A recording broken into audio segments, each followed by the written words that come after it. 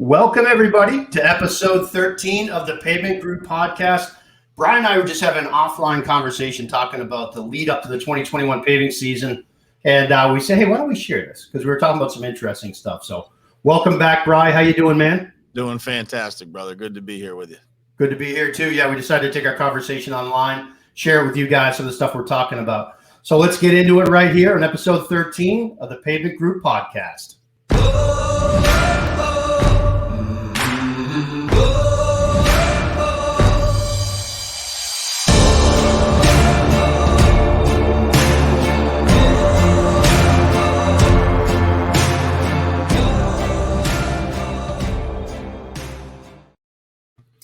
All right, welcome back. Well, this is a fun one. We don't have a guest today.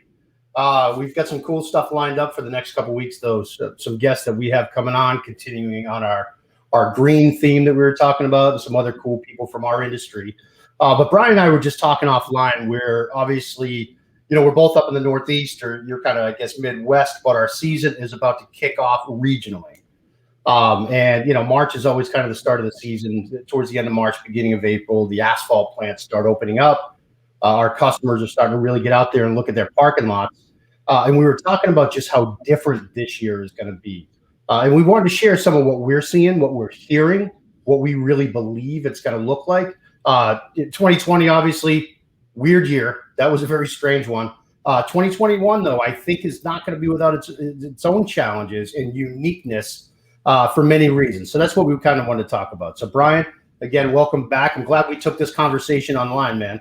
Yeah, for sure, man. I think it's good to give people kind of an inside look at some of the conversations that we have. And this one is one that's unique, right? And I think that, maybe people were thinking some of the things that we were starting to talk about before we decided to jump on here. But to go through the list and to give, both the contractor side and the client side, just put some light to a little bit of that stuff, I think will be helpful for people.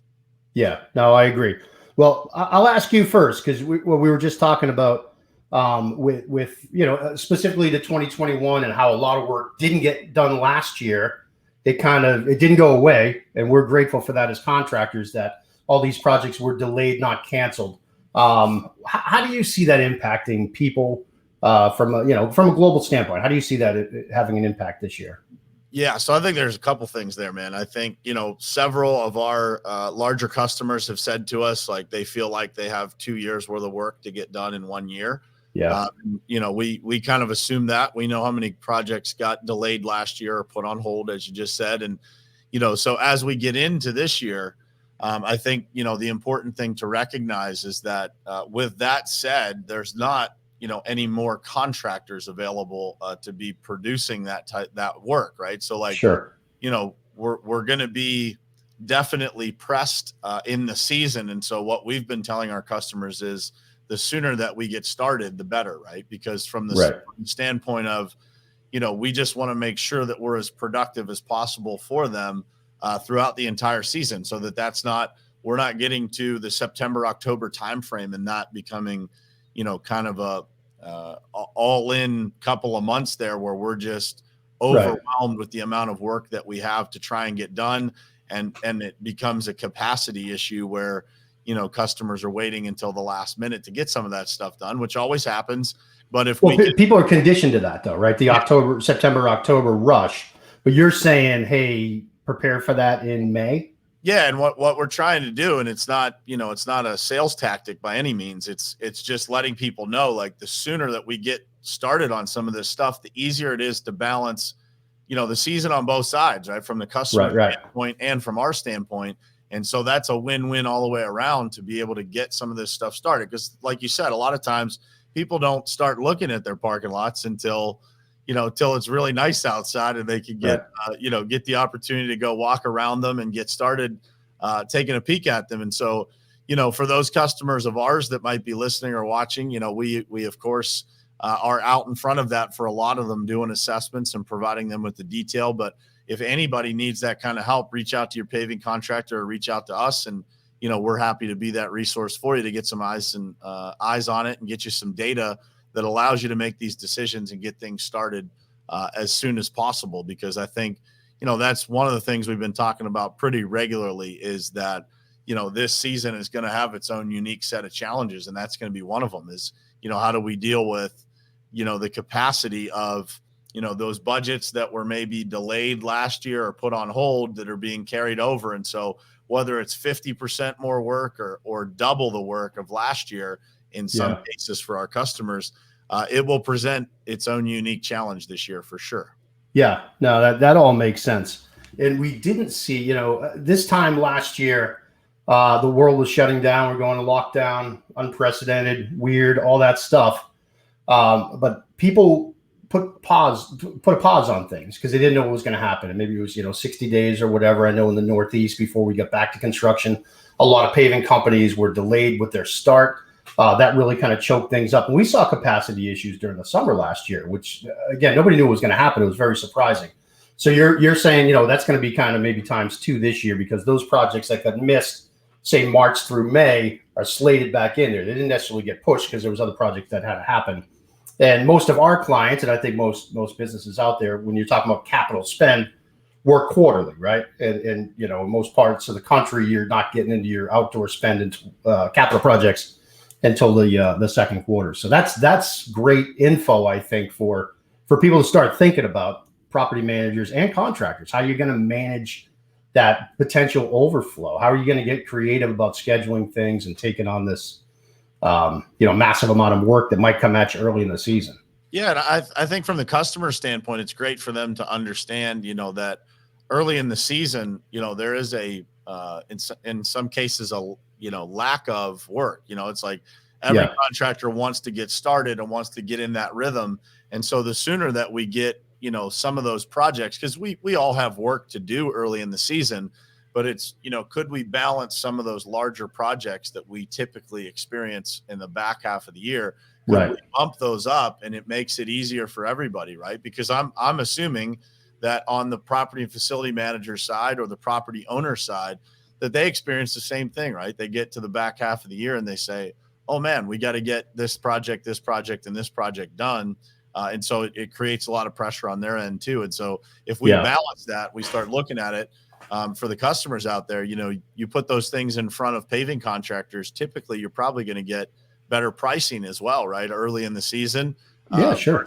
Versus at the end of the season when there's capacity problems or contractors, you may have less of a selection of contractors as well, because some people's seasons might be booked up at that point. So the more that they balance it this year, in that, like you're saying, April, May, June timeframe, you bump some stuff up to April, May, June, and even into early July.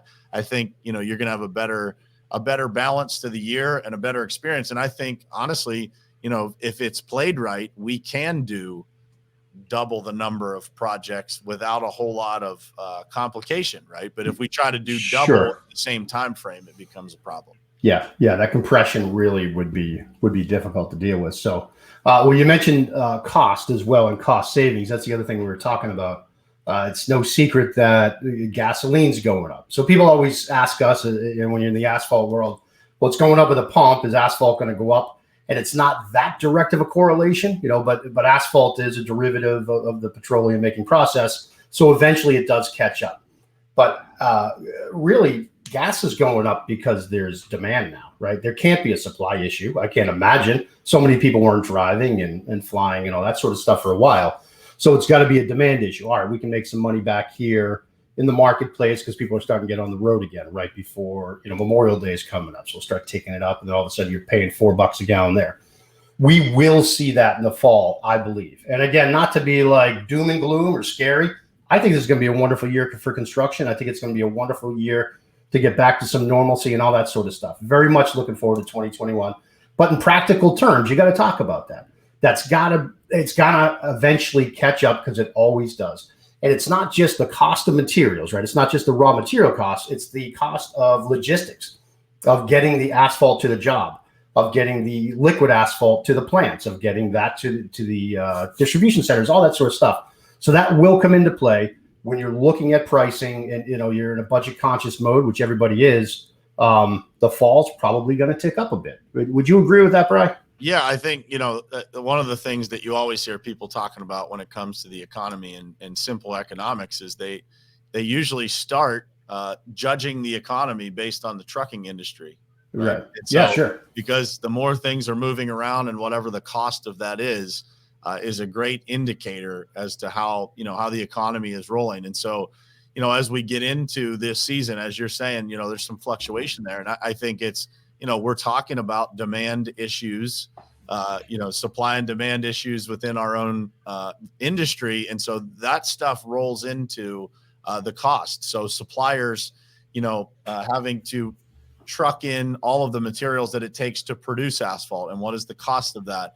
And then, the supply and demand, can they keep up? Because that's also a fluctuator of what the cost looks like, right? When they're, Right on. Yeah. they're unable to keep up, they typically raise the cost to reduce the demand, right? So they want to pull back on that demand a little bit by increasing the cost and maybe making people reconsider whether they do projects or not, right? Maybe they push them to the next year. And so they can control that demand a little bit by fluctuating their costs. And so as there's massive demand on these things, typically the cost will bump up a little bit. And you made a great point, man. It's all connected to transportation as well. So it's not just the cost of petroleum or the cost of asphalt. It's all interconnected. And so as we get into this year, I do agree with you. I think we'll see, I don't know how significant it'll be, but I think we'll see some increasing in pricing. And we've seen some of that already on some of the supplies that we're purchasing. So, yeah, no, definitely. Well, there's manufacturing shortages as well with the equipment that, you think of the major materials, there's your seal coat, your concrete, your asphalt. But there's a lot of equipment that goes into this too, like the crack fill spreaders and the spray bars and all the components, the paving equipment itself. And manufacturing's been hit hard, especially in America. You see it across all different sectors, but the trickle down, which I think we'll really feel later on this year, and some guys that are trying to order new equipment might be feeling it now, but manufacturing for trucks was way off. The plants in Pennsylvania for how many things are manufactured? I mean, thousands and thousands of manufacturing companies. They were shut down for 2 months. And then they went back with these COVID protocols where they used to stand 3 feet apart on the assembly line. Now they had to be 6.5 feet apart, and everything changed. And then a plant got COVID and they shut down and they brought in new people. And so it really, it's kind of catch up. We're seeing that with a little bit of that trouble. So for contractors as well, getting well ahead of it. I mean, I assume that most guys have gotten their equipment and stuff at least ordered at this point for this season. But these are all things to keep kind of top of mind, Yeah. And that's why we just ran into something yesterday with paint supply. So the whole freeze event that happened in Texas, there were paint manufacturing plants in Texas that were literally wiped out. Their materials got wiped out as a result of that. And so really these things happen all the time. Yeah. Like literally the paint supplier that we were trying to purchase from had rations on traffic paint. And so, we had to make some arrangements and get some stuff shipped to a different location to be able to, make the job happen on time, because, the local supplier was unable to pull because this plant in Texas that supplied them was literally decimated. Like there was nothing left. They had to, start from scratch with a lot of their materials because they didn't have, things in place to prevent it from freezing.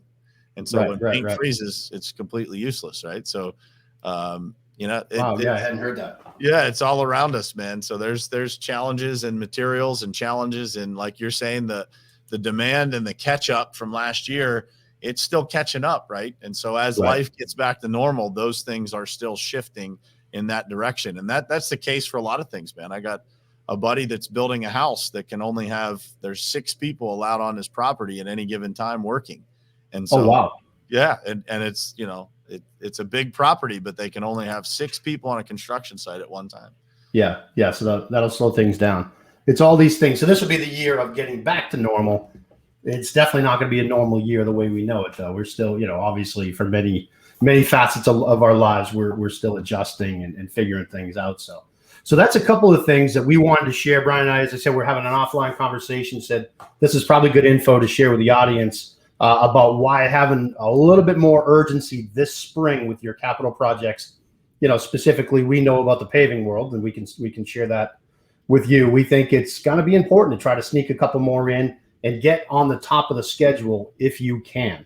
It's really going to benefit you in the long run from a cost standpoint, from an efficiency with the contractors and getting these projects done, not having to wait until 2-3 months down the road or whatever. Any parting shots, Brian? Anything else you want to share that we didn't cover?